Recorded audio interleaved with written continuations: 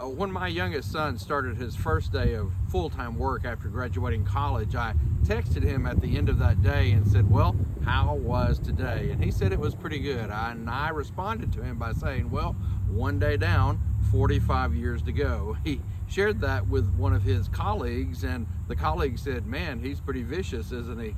But really, when we think about it, we do face in a normal lifetime many decades of work.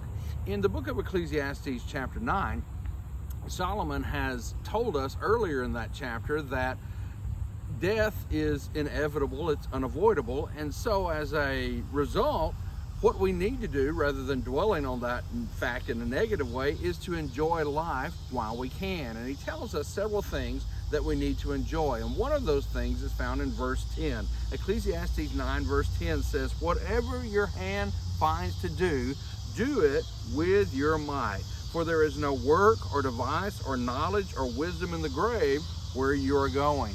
We understand that the Bible is teaching us, not only here, but in many different places, that as adults and human beings, we need to be responsible people. In fact, the Jewish rabbis had a proverb that they used among themselves, that he who does not teach his son to work teaches him to steal.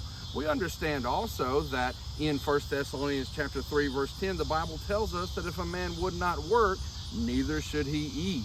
The responsibility that you and I have to live a working, productive life is obviously heavily emphasized in the scriptures, and we've only looked at a couple of places where the Bible tells us that.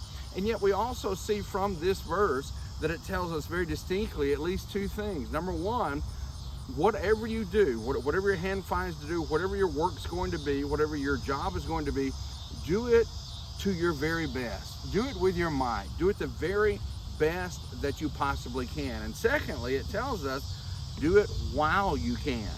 You know, there's going to come the day when we've got to lay the tools down. There's going to come the day when we can't do what we were able to do when we were much younger.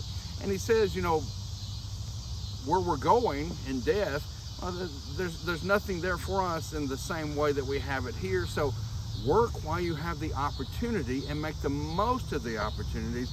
Most of all, I think the Bible would encourage us, whatever we do in working, work for God.